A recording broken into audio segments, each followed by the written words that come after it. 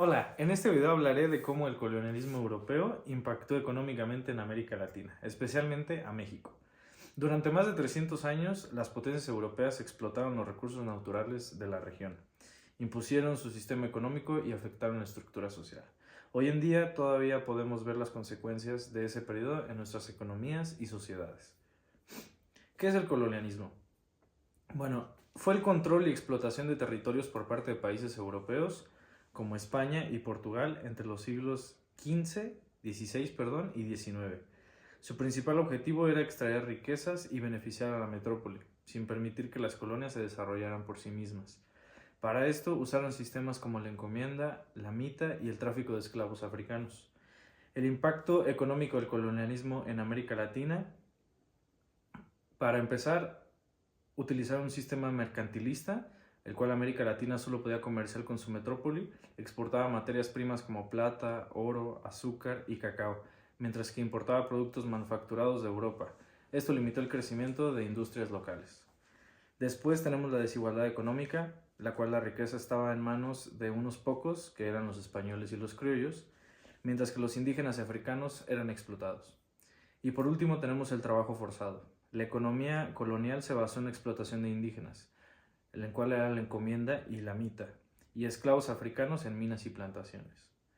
El ejemplo en México es la explotación minera. La minería fue la principal actividad económica en la Nueva España, la cual era hoy llamada México. España extraía grandes cantidades de plata de minas como las de Zacatecas y Guanajuato, enviándolas a Europa para financiar su imperio. Sin embargo, los beneficios no llegaban a la población local. Los trabajadores, en su mayoría indígenas, recibían salarios bajos o eran forzados a trabajar en condiciones inhumanas. El sistema de haciendas, un ejemplo en México, el cual se establecieron enormes haciendas agrícolas donde indígenas y mestizos trabajaban en condiciones de servidumbre. La tierra estaba concentrada en pocas manos, impidiendo el desarrollo de una economía más equitativa. Este sistema dejó una fuerte desigualdad en la distribución de tierras, que aún hoy se refleja en la pobreza rural en México.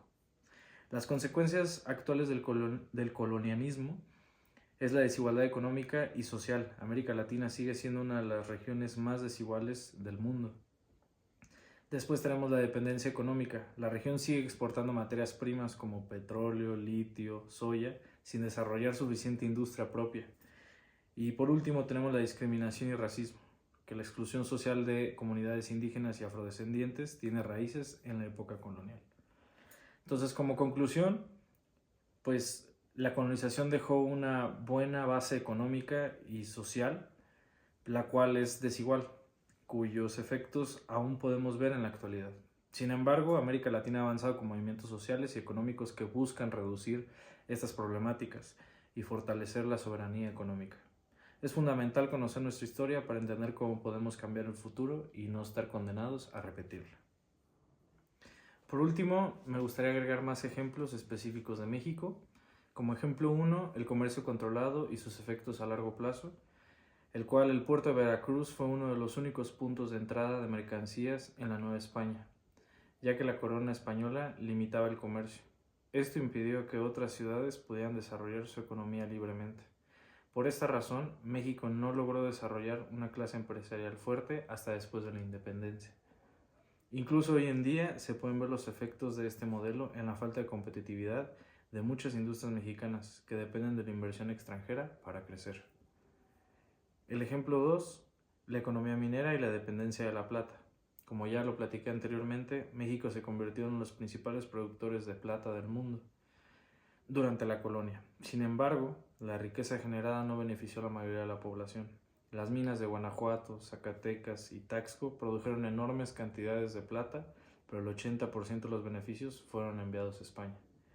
Este modelo extractivista sigue presente hoy en día, ya que muchas compañías extranjeras siguen explotando recursos naturales que nosotros poseemos, dejando pocos beneficios para las economías locales y solo beneficiando a unos cuantos.